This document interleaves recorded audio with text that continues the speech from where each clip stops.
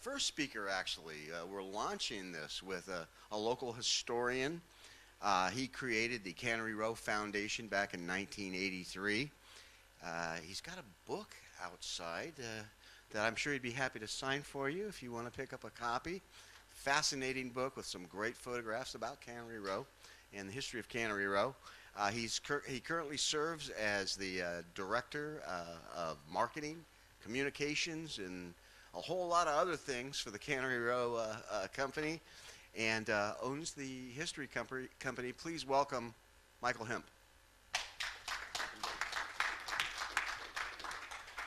Well, thank you, Steve. Let me start right out with a correction. I'm the former director of marketing, communications, and special events for the Cannery Row Company. I left in 2002, but that didn't make the bio here. Great to see so many friends in the audience today. I'm going to start by trying to meld what I have to say today with the reason for Whalefest. And Bob Talbots' film just preceding this has been just a wonderful, wonderful entry point, because it shows the Ed Ricketts message, which I'm going to basically apply today, and it's not about just one thing, whales, it's about everything that film just demonstrated was tied in with all of the interactions with those whales to time immemorial. And today's theme is going to be Saga of the Western Flyer. This is one of the Cannery Row legacies. The Cannery Row Foundation was formed in 1983 for a lot of reasons, but we're the umbrella historical authorities and group for not just Cannery Row, because as in my book, you can't tell the Cannery Row story without knowing the history of the fishing families, the fleet, the boats, the evolutions, and ultimately what happened to the species, all of which was pretty much previewed for you here. But the singular icon that strings a line of attention through this whole subject I'm introducing to you today. And for those of you who aren't really familiar with the Western Flyer yet, we're going to have some interesting aspects of that to get you started with. But this is the Saga of the Western Flyer. This is about the most famous fishing boat in the world, made famous by Ed Ricketts and John Steinbeck in their voyage to Baja California's Sea of Cortez, basically the Gulf of California in Mexico, in 1940, and from it came a book by both of them. And in 1951, after Ed was dead, John took the narrative portion of that book out, and it's called The Log from the Sea of Cortez, and that's going to be of specific interest to us today. But I want to open with a question. What does the famous Western Flyer have to do with Whalefest? And the answer is right there, Monterey's historic maritime heritage, which includes whaling at Monterey, but also generations of extremely close contact with the whales by Pacific Coast Monterey fishermen, and the range of fishing boats that have been employed here at Monterey since the beginning. And probably the most significant first ones happen to be this fleet of about 130 largely Japanese-owned sailing boats. This was the only thing fishing at Monterey. No powered boats at all at this turn of the century. However, in a single day, this little fleet could catch 7,000 salmon on hook and line in a single day. And we're talking about this kind of salmon kitties, okay? And this is what brought the salmon buyers from San Francisco and as far away as Black Diamond, which is now Pittsburgh on the Sacramento River. And Monterey became a canning location, thanks to Frank Booth, the first major canner that sustained the turn of the century and got into the change from the seasonal exploitation of salmon to almost a year-round pursuit of the sardines, which were an interesting but not wildly popular species in the United States. We weren't big canned fish eaters, but World War I and again World War II changed all that. Monterey's boats also, of course, changed and evolved, from those first sailing boats to the first powered boats. And then this is the world famous Monterey Clipper. This is called a Monterey boat just about anywhere you go in the maritime world. It's famous all over. Probably the most stable open water boat like this ever designed. It had a one-cylinder Hicks two-cycle engine, you know, the toomp, toomp, toomp sort of thing that would take Sicilian fishermen off to the horizon, but never beyond it. They never left the sight of land, because if that thing quit, they'd be drifting to Hawaii before anybody caught up with them or found them. Interesting, though, look in the background. Those are lighters or barges that these boats had to tow out into Monterey Bay at night when the fish were caught. The Monterey Clipper was big enough for the 5 or 6 crewmen, and the net, but not the fish. So on the surface of the bay, in the worst half-year season on Monterey Bay, fishing completely in the dark at night, these guys had to catch the fish in these nets, put them into the lighters, and then show up at Monterey the next morning to unload. About the late 1920s, all that changed when a fisherman and boat owners strike against the canners resulted in Newt Holden, who owned the Holden Cannery on Cannery Row, which is now the site of the Monterey Bay Aquarium, introduced 2 of his tuna boats from San Pedro. This changed the entire dynamic. This was like a big new species being dropped into this tide pool here in Monterey. It was big, 60, 70 feet long.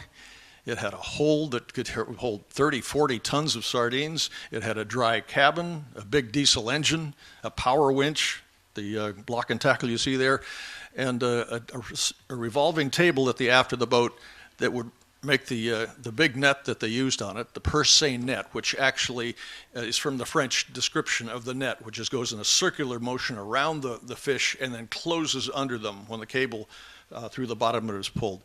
That happened to be one of the biggest revolutions in, of course, Monterey's sardine era.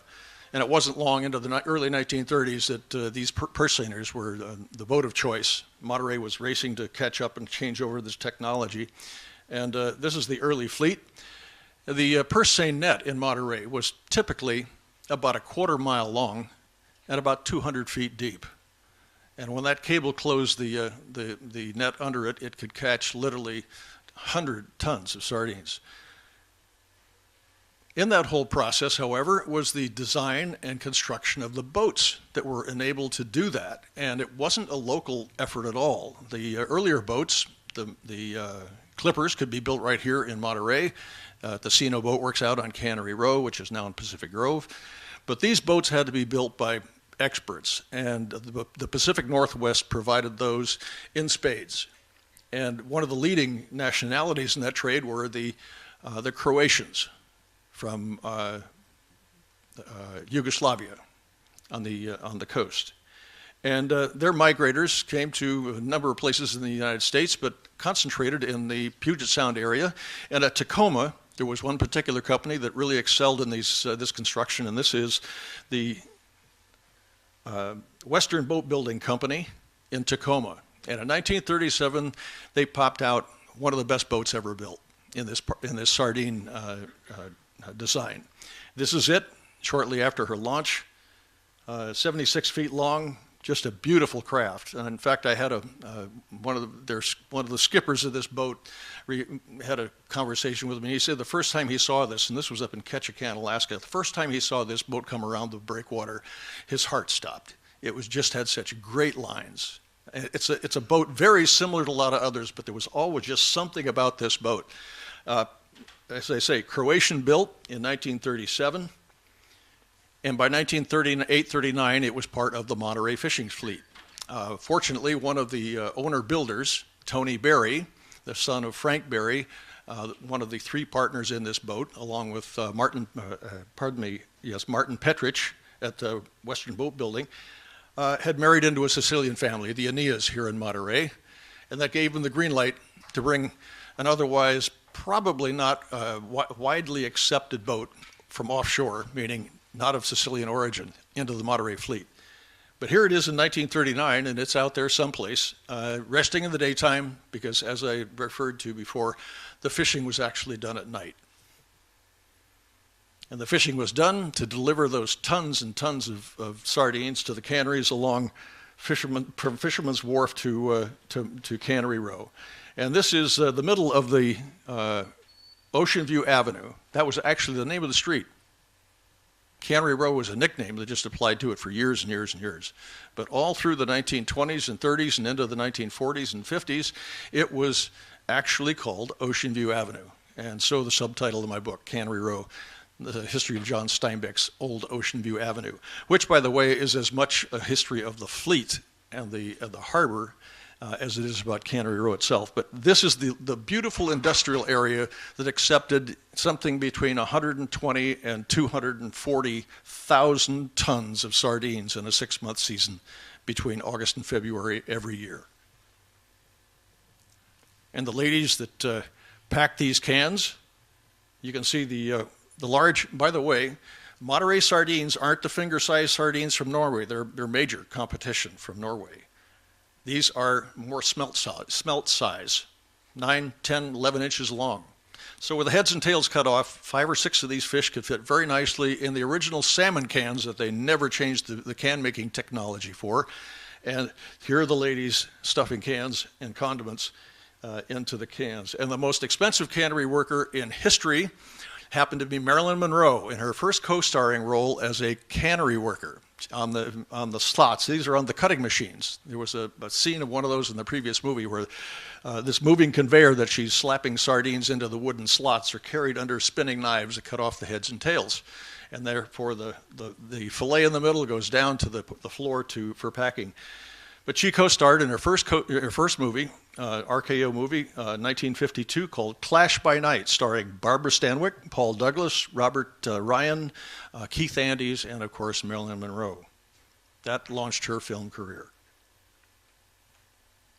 Here she was, one of the, for a day or two, one of the hordes of working women filling Monterey's sardine cans, which were then sealed with the condiments and raw sardines inside and put into baskets like this, rolled into retorts, which you ladies will recognize by the lug rings as pressure cookers. That's how we cook the sardines. It's sealed in their cans with the condiments. And there's your chef, minding the temperature and pressure gauges. And this is one of the most important parts of the Cannery Row shoreline. I've referred to this for decades now as the Steinbeck neighborhood, although it more appropriately should be called the Ed Ricketts neighborhood. John Steinbeck visited. But sandwiched in here, just at the same area, you see the cypress trees on the center right-hand side of that photograph. That's Ed Ricketts' lab. And this is the block and a half of Monterey that John Steinbeck made famous in 1945 with his wartime novel, Cannery Row. The step roof building you see in the center of that photograph is actually the bordello of Flora Woods. John Steinbeck has a little fun. In Cannery Row, he has a lot of fun with this book. But he takes the Lone Star Cafe, which there's the real name of this bordello, and in the book changes it to, of course, from the Texas state flag to the California state flag, and it becomes the Bear Flag Restaurant. And it's literally right across the street from that boxy little building you see, which is Ed Ricketts' lab. And the geography of Cannery Row is exactly as Steinbeck lays out in the book. So the next time you read Steinbeck's Cannery Row, with the aid of going down to Cannery Row as well, it's really fun to see where all this stuff was. My book was designed to help you do that, by the way. And a couple of things I'd like you to know that a lot of people in Monterey don't know, let alone the rest of the world farther out in our rippled impact, is that the original lab was stucco that you see here. That is not today's lab on Cannery Row, you might realize immediately. The door is in the middle, steps come up the side, and it's, as I say, stucco. It burned in 1936. And you can see it in the lower left part of this photograph from the Hathaway collection. And with it went everything Ed Ricketts had. One of the finest collections of invertebrate marine biological materials, specimens, data in existence almost anywhere in the country. Woods Hole, Hopkins, you name it. The one thing that was saved, his manuscript for his seminal work on intertidal marine biological surveys, was Between Pacific Tides, and thanks to John Steinbeck, that was at Stanford University Press, being considered for several years, agonizing years for Ed Ricketts to be published. His difficulty was that he didn't have a PhD behind his name. He only spent 2 years at University of Chicago in this new science that he pioneered, which we finally know as ecology. Isn't that amazing? Here's one of the leaders of that whole movement. And here's what the lab looked like today. That fire happened in the middle of the Depression. Ed was underfinanced and didn't have enough money to rebuild the lab. So it was done as inexpensively as possible. And for those of you who have been to the lab or been by it, the reason it has this cabin-like architecture and construction is that he was dead broke at that time when his business was hit by cessation when the fire happened. And this is the result. I do have one footnote here. There's a little, I think it's a cornice, or what do they call it, across the top of the roof. It's a decorative piece. It's kind of like a molding up on the top that the Mexican laborers added to this building as a gesture to Ed, who they thought was just such a great guy. The designer of the building, however, was one of Fred's artiste friends and was just mortified that his perfectly cubist sort of design was ruined. But so goes the lab. That from 1930 on, these two gentlemen became the highest symbiosis in literature and science in the American experience. Each complemented the other, as no combination of those disciplines ever have or probably ever will. Ed was 5 years older, had a business, a car, a washing machine. He had an Encyclopedia Britannica and a business. He had a house and a telephone. So he was in Fat City compared to all of his friends like Steinbeck, who were living on the dole from his parents and struggling to get through without phones, without cars, all these other things in the middle of the Depression, until Steinbeck hits it rich with Tortilla Flat, 1935. That changes everything for Steinbeck, and his life takes off. This is an extremely interesting photograph. I ignored it for a long, long time, many, many years, as a matter of fact, until it became a matter of extreme interest to me this last year. This is Ed Ricketts up in the Pacific Northwest. This is Port Townsend, Washington, on kind of the far northern corner of the Puget Sound. In the background is the lighthouse at Port Townsend. And he's in the tide flats there in 1930. This particular photograph was actually taken by Jack Calvin, his partner for Between Pacific Tides. It's a fantastic photograph.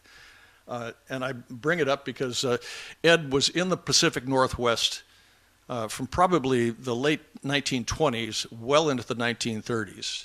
Took his whole family to Hoodsport on the Hood Canal in 1934. We're learning how much Ed Ricketts really knew and experienced all of the marine biological locations in the entire Pacific Northwest, but this is certainly one of them. We're going to come back to that subject in a minute. The Western Flyer saga actually begins with its launch. Here she was, 1937, still in the Depression, but with a sardine industry in Monterey still going, still feeding a poor world.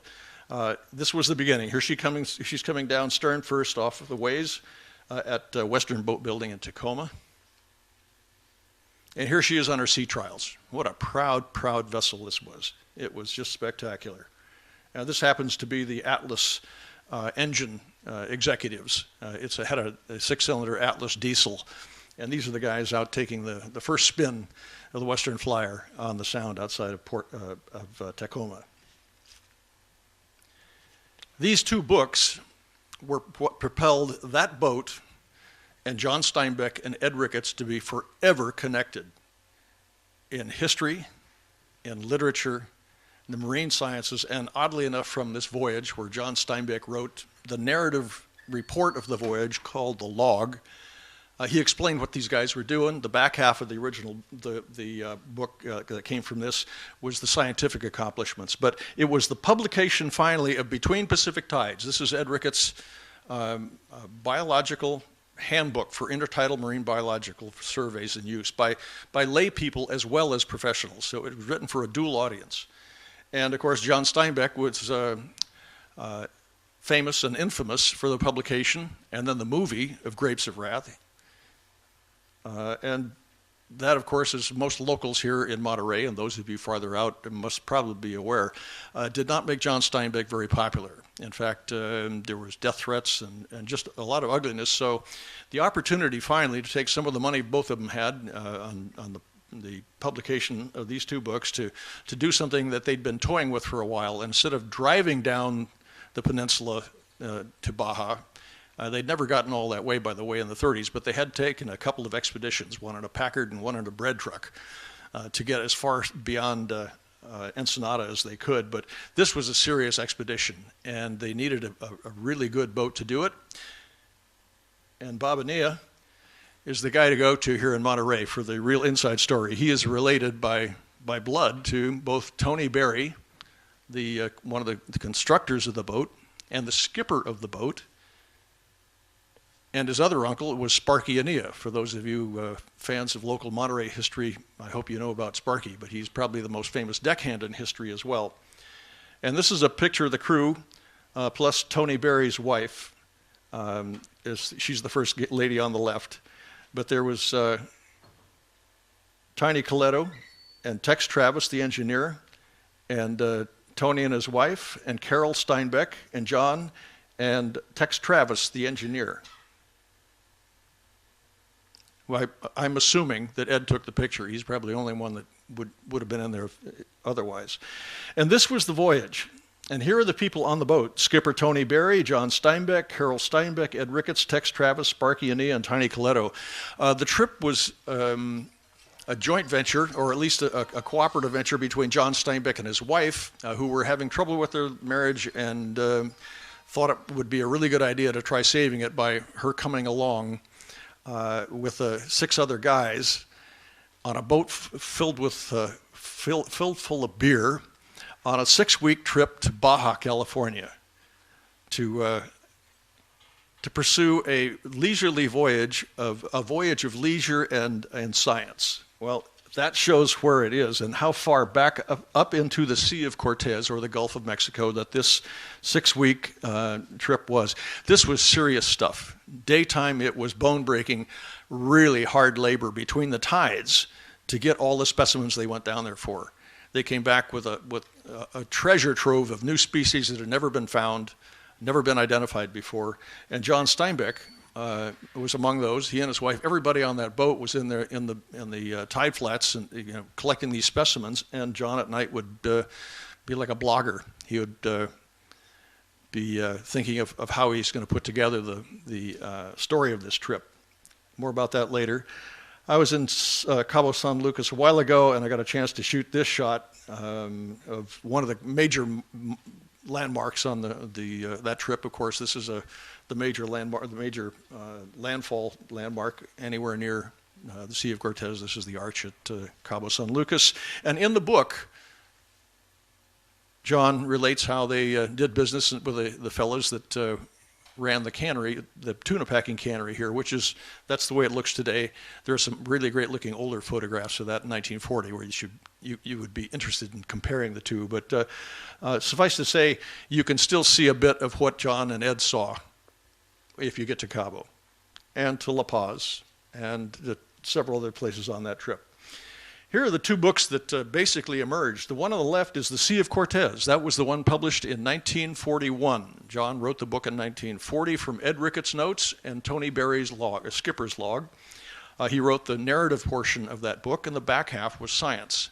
Unfortunately, it was published just the day before the Japanese bombed Pearl Harbor, so it did not do particularly well.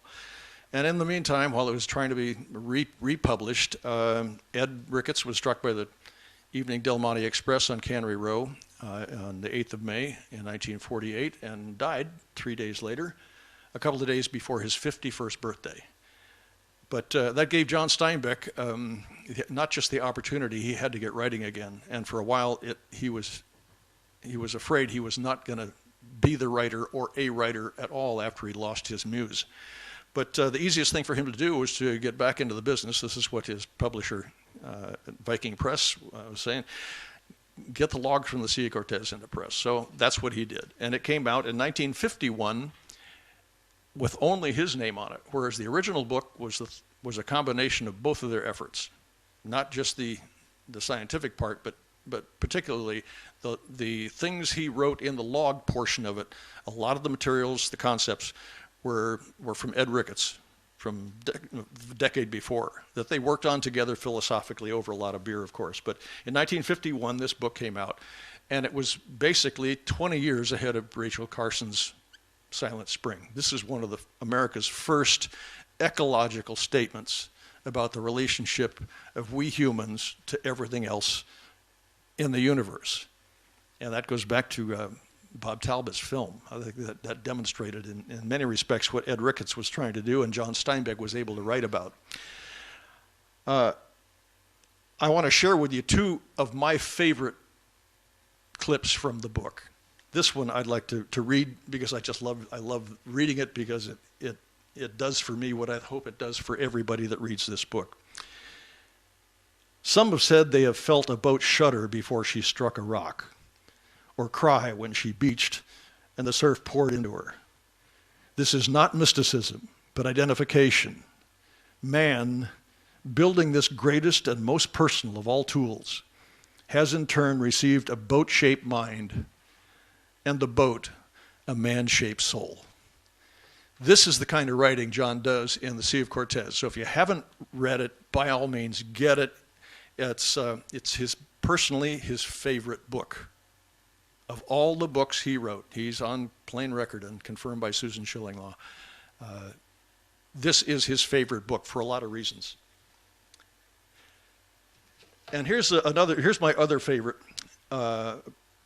quote about man's relationship to the universe. And this kind of goes back to Bob Talbots.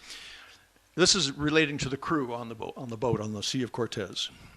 Each of them in his own tempo and with his own voice discovered and reaffirmed with astonishment the knowledge that all things are one thing and that one thing is all things. Plankton, a shimmering phosphorescence on the sea, and the spinning planets and an expanding universe, all bound together by the elastic string of time. It is advisable to look from the tide pool to the stars and then back to the tide pool again. This is the kind of philosophy that drives this book in the Steinbeck world, in Steinbeck and Ricketts world, and we hope you'll get a chance to delve into it. You're going to find a million things in it you'd love. Here it is. This is the Western Flyer on her return to her home port, Monterey. This is at the end of the trip, back in home port. Monterey was actually her home port from 1938-39 until 1948, when the end of the sardine era was setting in on Monterey, and skipper Tony Berry finally retired from the business, and the boat went back to the Petriches and was returned to the Puget Sound area. One of the high points in the years thereafter, it was in 1961, as part of its Pacific Northwest life in the Ketchikan, Homer area of Alaska. This is a Colin Levings photograph. He was a scientist aboard the Western Flyer when it was rigged for trawling in 61-62 to study the depletion of the halibut population that was going on. This was before there was a 12-mile limit or a 200-mile fishing limit. So Russian and Japanese trawlers were coming in and just cleaning up indiscriminately another of the species. And this was for the International Halibut Commission Survey. This is the Western Flyer. Incidentally, in 1970, while it was in the possession of its first long-length owner, Dan Lucchetta, the name was changed from Western Flyer to Gemini. I don't know the reason for that change. Maybe there's some folks that have found that out. It has yet to reach me. But here is the Gemini, i.e. the Western Flyer, rigged for king crab pots in 1977. And it did that kind of work on and off until it got too small to be competitive and ended up doing tender work. Tender meaning it would go out to the bigger boats and offload the species, the fish, the flounder, the perch, whatever it was, and shuttle those back to the cannery. So it was a shuttling, basically a moving barge, unfortunately. At the end of its working life, it was relegated to this location at under the dual bridges at Anacortes, Washington. And it was there that the Gemini sat for years and years and years. On September 2012, it sank. And in January 2013, it sank again while owned by a Salinas businessman. And the powers that be, NOAA and all of the other agencies, required him to get that boat up and get it out to a dry dock, or they were going to bulldoze it into splinters right on the side of the levee there, which was common practice for a lot of old boats. So it was raised, patched up well enough to float, and here it is. I call this is a ghost boat. This is a ghost ship. This is when it's being towed, a photograph by Johnny Magnuson. This is Star Marine, a really slick-looking tugboat, by the way, towing the Western Flyer. And it didn't look like it was being towed at first, but I found out since then that when a dead weight is being towed like that, even though it's on a line from this boat, it crisscrosses, kind of just wags back and forth behind the tow. And at this one particular time, it was on the starboard side, and the lighting was perfect. And there she is. That's what she looked like in all her glory. And here's where she sat at Port Townsend, Washington. Does that name ring a bell now? Port Townsend, where Ed Ricketts was in the flats, the tide flats in 1930. Well, here she sat for 2 more years outdoor drying out. Luckily, the sinkings probably, I'm told, had saved her. Otherwise, you leave a boat like this out of water too long, it dries out. You start the planks start popping, and you've got a dead boat. In any case, this was still awaiting as I said, this is an editorial comment, if you'll forgive me, but it was awaiting an ignominious end in a Salinas restaurant to be cut up and put in as a motif in a restaurant in Salinas. Well, that outraged Bob and Ania, myself, and a horde of other people who were helpless to do anything about it until something absolutely miraculous happened. A gentleman came along and bought the boat. The week this happened, the week I was notified of this, I had physically and emotionally and mentally finally closed the book on the Western Flyer. Bob and Ania and I had been trying to get this boat since 1983. And in fact, Kevin Bailey, who does this is another book you have to have in your library, by the way. This is a fabulous little book. It uses the history of the Western Flyer, where it was, what it did, to illustrate his real interest as a fisheries biologist, a PhD teacher up in Washington State, how it participated in the near extinction, in some cases, the collapse of at least 5 major fisheries. It worked each one of these. I'll bring that up in a moment. But as life and luck would have it, the second paragraph of this book opens the story for Bobby and Ania and I, when in 1983 he stepped out of the crowd, as I recall it, and at the Cannery Row reunion, the first event of the Cannery Row Foundation that we formed, and asked me, how'd you like to get your hands on the Western Flyer? And I thought that was the greatest thing I'd ever heard. And for the next 33 years, Bob led this charge, and I supported him as I was able. But it was like 2 madmen on a suicide mission. But for whatever reason, we were never able to get the right attention, the funding, the interest in saving this boat while we had a chance when it was sitting out there at Anacortes above the water. None of this damage yet. But this is the book that ties the history of the Western Flyer with the fate of all of these fisheries in the Pacific Northwest, largely, that it was involved in. I'm just run through this real quickly, but this is a kind of a brief timeline. 37, she was built. 38, she joins the Monterey sardine fleet. 40, she voyages to the Sea of Cortez. In 48, Tony Berry gives up the boat. The Monterey fishing industry, the sardine industry, had collapsed. In 1950, it was sold to Armstrong Fisheries in Alaska. Its first single owner, private owner, Dan Lucetta, buys it and operates it initially out of Ballard, Washington, up in Seattle. 61, 62, it was chartered for the Halibut Commission. 1970, it was renamed, and that was a very important occurrence, actually, because the Western Flyer suddenly dropped off everybody's screens. Whoever might even have known about it could no longer find it. And it took Bob and Ania our wonder man, to find out that through a lot of work and trouble that the call signs for a boat stay with it even if the name changes. So Whiskey Bravo 4340, Gemini, clear. He found it. It was bought in 1976 by Clarence Fry from one of the fishing companies, actually Whitney Fidalgo. And that's when it went crabbing and all the other tendering that it got into. In 1986, it was bought by Ole Knudsen and operated locally around the Puget Sound area, mainly tendering again, and ended up at Anacortes. In 2011, it was bought by Jerry Kehoe of Salinas, and in 2015, it was bought by a marine geologist, John Gregg, who not only paid $1 million for a boat that wouldn't float. You saw the boat in the yard. He's described this as an act of love, or it's been described for him as an act of love. But he's on several occasions been quite candid about the fact that he should have known better. He has a fleet of ships doing marine geological surveys and that kind of work. So he should have known better, but he said it was worthless, but it was priceless. Have a little surprise for you later too, by the way. Here are the fisheries that the Western Flyer Gemini helped damage, deplete, or collapse.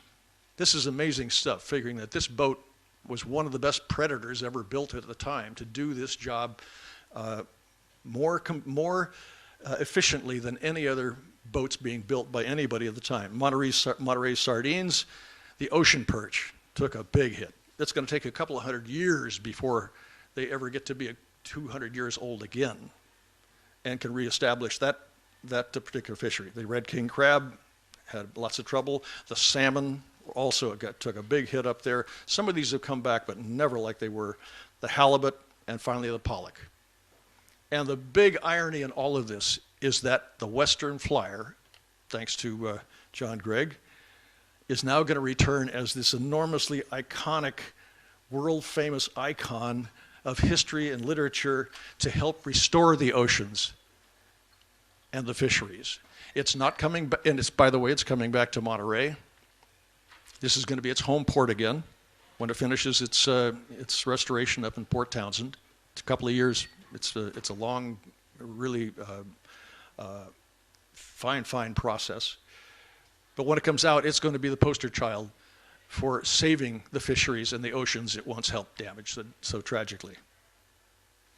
And I was lucky enough to be able to announce that to the world last February when the Cannery Row Foundation had a symposium at Hopkins Marine Station.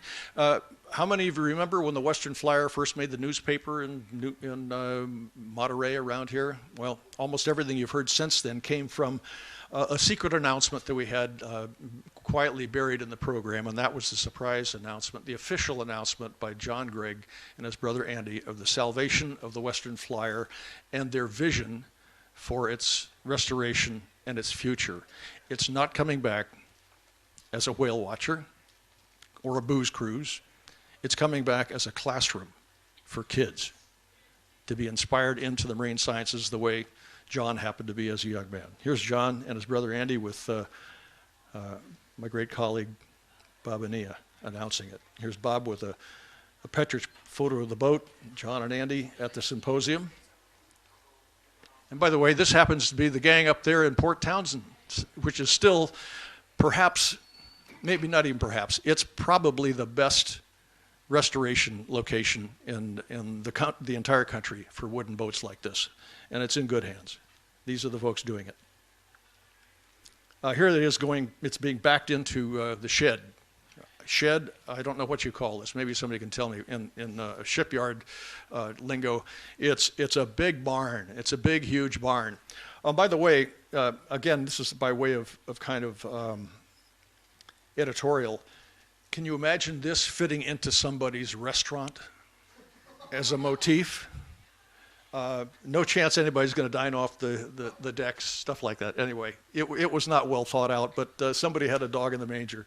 In any case, this happens to be marine geologist John Gregg, who has rewritten the future of the Western Flyer and again, it's not just one thing, it's everything. It's everything that's going out from it. It's the education, it's the marine scientific community, the educational community that we're going to be tapping. I say we because as of the symposium, I've been fortunate enough to be a consultant for the Western Flyer. And so occasionally I get to remind John of one thing or another that I think he should know about. But in any case, here it is. And that's the Western Flyer in its, in its barn at Port Townsend. And this is a graphic that was provided by another colleague of mine, Bob Hitz. And this is basically what the boat looks like in line form. But you've got to keep that in your mind as you see the next couple of features. It's going to be a classroom to inspire kids into the marine sciences. It's going to feature a hybrid diesel-electric power plant. So it's going to be a Tesla on the ocean, on the bay. And the sardine hold, what used to be the old sardine hold, is going to become a high-tech classroom, flat panels, where kids are going to be able to fly their own underwater ROV for studying marine life and perhaps even sharing that information live data links with kids listening all over the world on the internet, waiting their turn for the Western Flyer to come to the port nearest them from the Pacific Northwest as far south as the Sea of Cortez. The Mexican kids really need a chance to help bring the Sea of Cortez back. What a mission, huh? So that's the saga of the Western Flyer. This is the book that has a lot of the background in it that I'm sharing with you today. And as I say, Steinbeck might have said, look from the whales to the stars and back to the whales. Thank you for being with us. If anyone has questions, please step up to the microphone here, and I'm sure we've got several minutes, not several, a few minutes. So any questions, step on up to the mic. Can we have the house lights up, please, so that the mic can be seen if somebody has a question? I have a question. Mike, did you know John Steinbeck? No. Oh, okay. No. I do have one very delicate thing to ask today, and it's going to be up to, I'm going to put him on the spot. You happen to be in the same room as the new owner of the Western Flyer, John Gregg, very inconspicuously sitting at the back of the room. John, will you come up?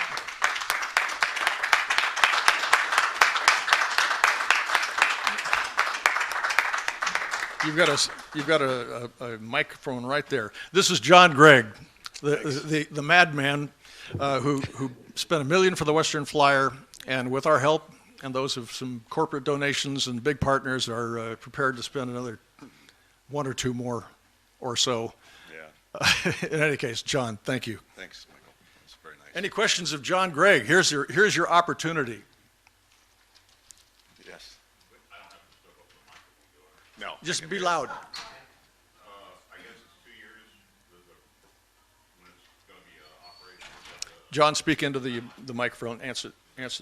Repeat and Yeah, it answer the should question. be about 2 years is what the shipwrights are saying. Okay, that far out, do you have any kind of schedule as to where it's actually going to be traveling, a timeline for, where it's going to go? Yeah, that's, we're hoping to keep it a little bit fluid so that every year maybe some people meet and discuss what the next year's plans. So we're going to try to do real science with it and not fake science, not do like gratuitous, you know. I mean, the route, I mean, which port it's going to be going to. Yeah, actually, there's a group of teachers from Monterey today up in Port Townsend meeting with people up there developing a curriculum. So people a lot smarter than me are putting that curriculum together, and it will change every year. So we'll have maybe 1 year it'll go to Sea of Cortez, and then next year it'll go up to the Gulf of Alaska, where Ricketts and Steinbeck had planned on a collecting trip before he was And killed. it's actually going to be like accredited for a university or college or something? Yep. One of the things they're talking about now is it because of it's going to be electric propulsion, so it can do station keeping really well, and it's going to have a full ocean depth ROV, so it can launch the ROV down to 3,000 meters. So it'll be a small, nimble platform that they can. They're real interested in doing some of the plankton population studies and temperature studies at different depths in the ocean, all up and down the coast. But it's still going to maintain the original appearance? Yeah, it'll look like the same boat on the outside. On the inside, it'll be a bit different. We have to put kids on it, we have to meet some Coast Guard requirements as far as some bulkheads and some crash bulkheads and that sort of thing. We're trying to stay true to the original DNA of the boat. It was designed pretty well. Actually, the original designers, it was sort of a transition between the old sailing boats and the new modern diesel boats. So it still maintained its sort of it's called a wine glass profile. So it moves through the water really efficiently, so it lends itself well to electric propulsion. After that, they just got bigger engines, and they were just like barges, like Winnebagos going through the water, because they could hold more fish. But this is still a pretty elegant design. How often will it come back to Monterey for Like Michael said, it'll be headquartered here, so it should spend a good deal of the year here. It'll have some trips that it takes north and south from here, though. Right. Well, thanks. Thank you very much, John. I want to thank John for letting me put him on the spot like that.